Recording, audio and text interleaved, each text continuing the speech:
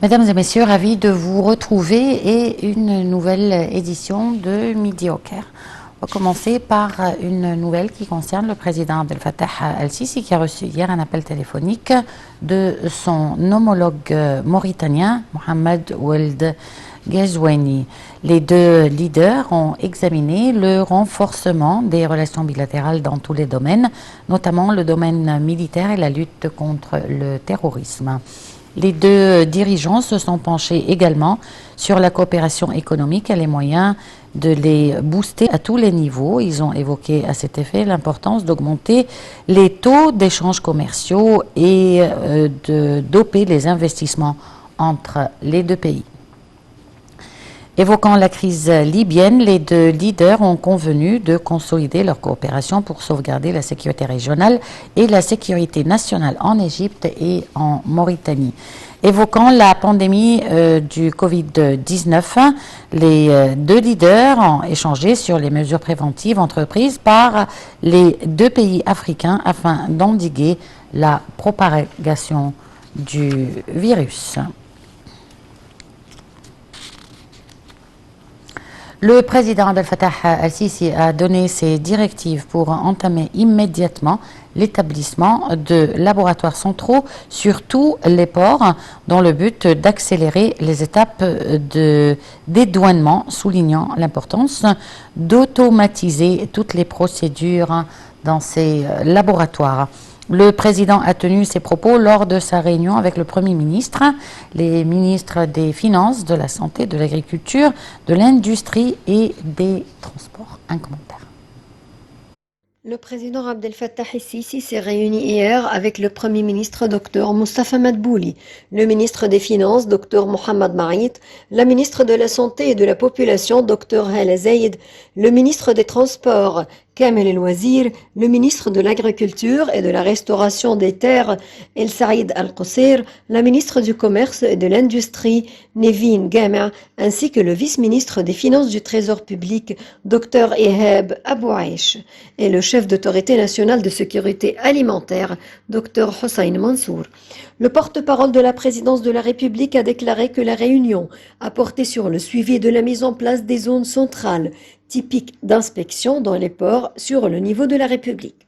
Dans ce contexte, le président al-Sisi a dirigé de commencer immédiatement les étapes exécutives pour la création des laboratoires d'examen centraux au port égyptien, afin d'accélérer les procédures des douanements d'une manière sûre et saine, en limitant le nombre des autorités impliquées dans ce processus par l'existence d'un laboratoire intégral à chaque port avec une automatisation complète et une liaison électronique pour ces laboratoires au système portuaire. De plus, le chef de l'État a également dirigé le développement du cadre juridique et législatif actuel régissant l'activité des zones portuaires conformément à la modernisation complète du système. De même, le porte-parole a déclaré que la réunion a été témoin d'examiner la situation actuelle des zones existantes et celles en cours de création, que ce soit en termes de coûts financiers ou d'équipements techniques requis, au niveau de toutes les spécialités de laboratoires industriels, alimentaires, agricoles et médicales, dans tous les ports maritimes, aériens et terrestres à l'échelle de la République.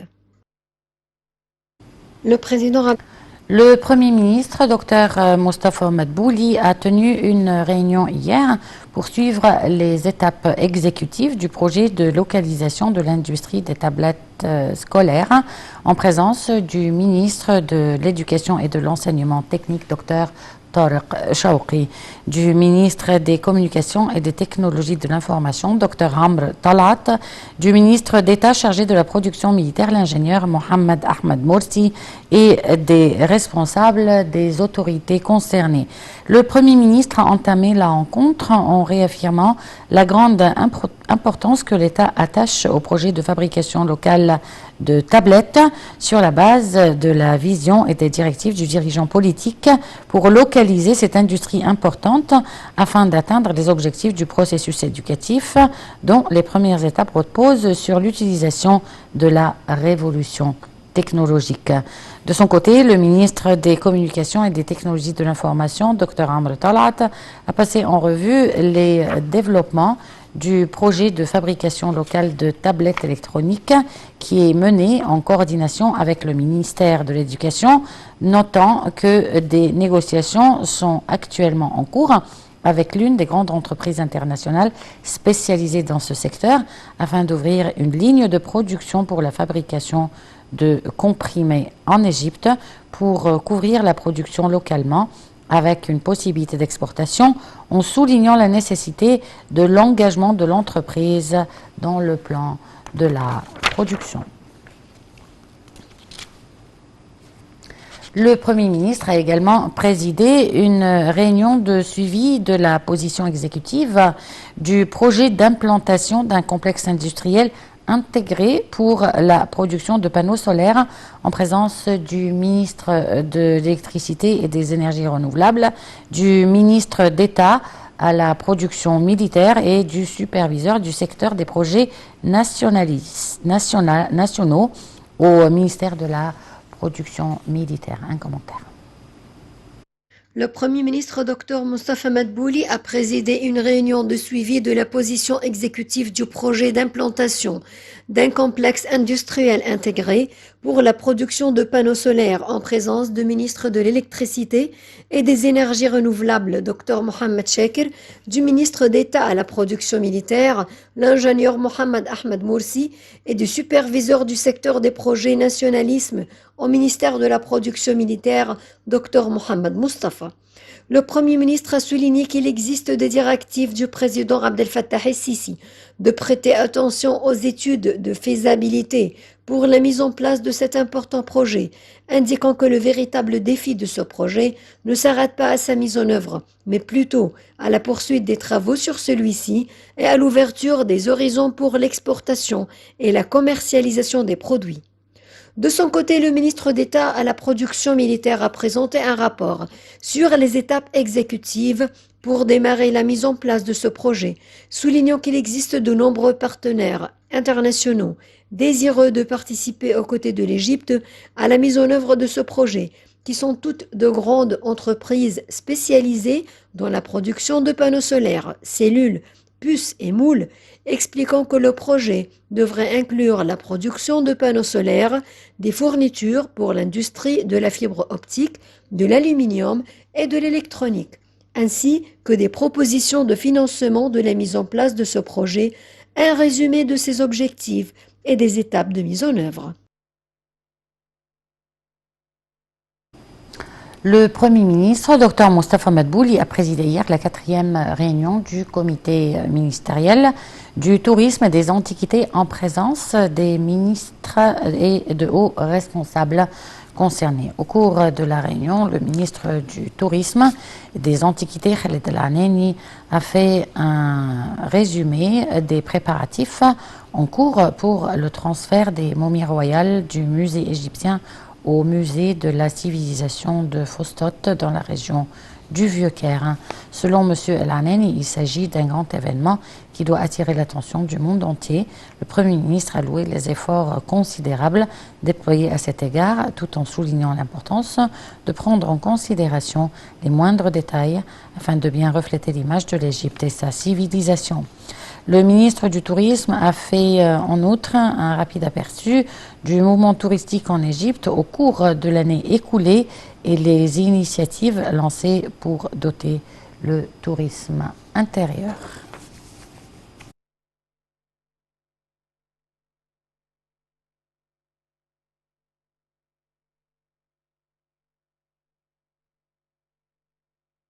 Et pour parler de cela, nous avons en ligne M. Hazem Hassan, expert en tourisme. Bonjour. Bonjour. Alors, dites-nous tout d'abord comment va le tourisme ces temps-ci en Égypte? Bien sûr, pour le tourisme en Égypte, on voit que c'est très prometteur pour plusieurs raisons.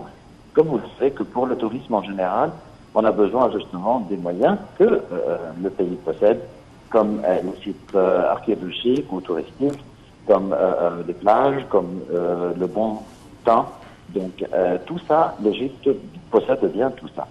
Bien sûr, avec les défis qu'on a eus, comme le terrorisme, comme le Covid-19 actuellement, qui est un challenge pour tous les pays du monde, on voit que l'Égypte avance avec des pas très sûrs vers le retour du tourisme.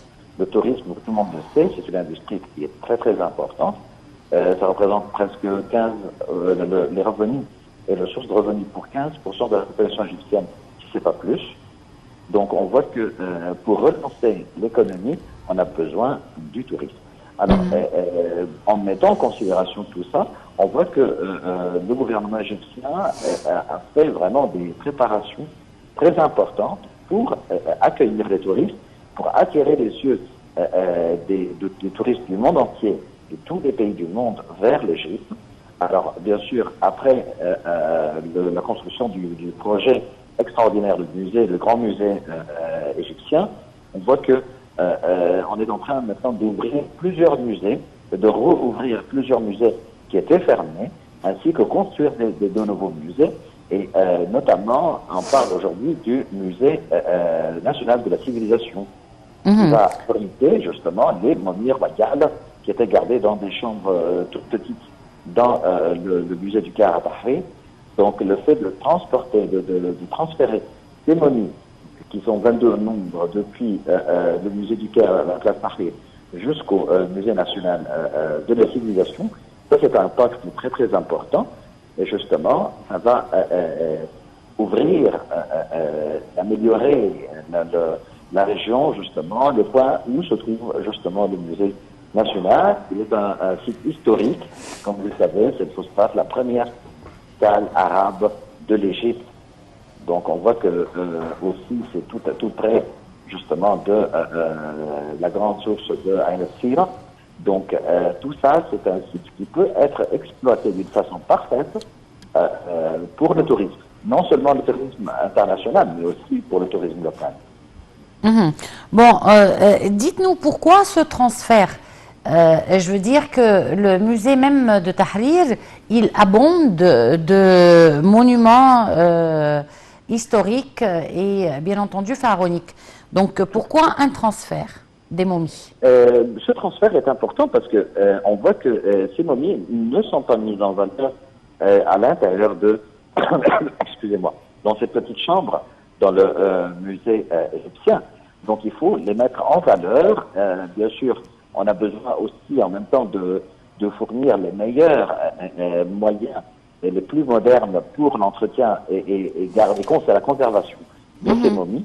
Donc ce qui est actuellement présent dans le musée national de la civilisation, qui est bien placé, qui est assez spacieux, qui permet aux gens d'aller visiter et voir les momies d'une façon plus précise et plus proche. Dans le musée égyptien au Caire, à la place de Tahrir, les momies étaient entassées dans des petites chambres. Des petites chambres pas bien, qui n'offrent pas des moyens de conservation nécessaires justement pour les momies royales importantes qu'on a avec nous. Donc le fait de mettre en valeur plus, fournir tous les moyens de conservation plus modernes, ça se voit justement, ça existe dans le musée national de la civilisation. Mais pourquoi elles n'ont pas été transférées par exemple au grand musée? Bien sûr, là, il faut qu'on essaye de mettre vraiment les attraits principaux dans plusieurs musées. Si on met tout dans le même musée, l'intérêt va manquer. Quand on voit le Caire avec ses moyens extraordinaires, on veut attirer les touristes à visiter le Caire encore plus, à montrer la beauté du pays, justement, au maximum.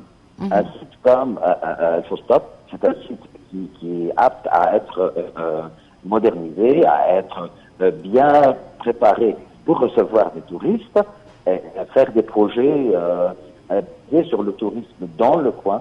Et bien sûr, le musée national de la civilisation, ça sera un attrait très important qui va attirer l'attention des gens et des touristes pour aller visiter ce coin qui était malheureusement négligé pendant très longtemps, plusieurs années. Quand on regarde par exemple l'utilisation de la source de Ain al-Sira avant, c'était un centre de tir extraordinaire. Je parle d'une chose d'une situation qui existait jusqu'aux années 40 du XXe siècle. Donc, le fait de mettre en valeur ces sites importants aujourd'hui, eh ben là, ça va revivre ces sites, ça va créer du travail, ça va faire marcher le commerce dans le temps, et ça va faire vivre les gens, voyez, et moderniser la ville du Caire d'une façon plus intéressante, et ça va projeter la lumière sur ces sites archéologiques et ces sites culturels importants en Égypte. Et où en est-on avec les préparations de l'inauguration du nouveau musée? Du grand musée. Là, l'inauguration, la date exacte n'est pas encore précise, mais les travaux sont en train d'être terminés, justement, et normalement, ça va être dans les prochains mois. Les mois qui viennent, justement, l'inauguration. Et comme vous le savez, que le premier mois, ça va être réservé aux grandes personnalités, je parle des ambassadeurs, des présidents, les rois, tout ça, et justement des permis spéciaux. Et après le premier mois, ça sera ouvert au public et ça va être une chose extraordinaire parce que comme vous le savez, le grand musée du Caire égyptien sera le plus grand musée au monde en superficie et il est unique au monde, il existe au pied des pyramides et la grande pyramide, la seule merveille de l'ancien monde, existe jusqu'à nos jours. Monsieur Hazem Hassan, je vous remercie beaucoup pour cette intervention et on poursuit avec nos nouvelles du siège de la Ligue arabe. Une conférence de presse a eu lieu à l'issue de la session du Parlement arabe pour déclarer le lancement d'un nombre des initiatives qui seront mises en exécution par le Parlement arabe dans la période à venir. Le président du Parlement arabe, Abdelrahman Al-Assoumi, a souligné que parmi les initiatives qui seront mises en œuvre, citant l'organisation d'un forum annuel du dialogue sur les questions arabes, la coopération du centre diplomatique parlementaire pour les institutions arabes afin de résoudre les questions, la coopération avec toutes les institutions civiles arabes pour lutter contre le terrorisme et l'extrémisme, ainsi que le lancement d'une initiative de cultiver les peuples arabes par des entretiens de dialogue tenus dans les universités. Et avec cette nouvelle, on arrive à la fin de cette édition de Midi au Caire. Merci de l'avoir suivi et agréable moment avec la suite de nos programmes.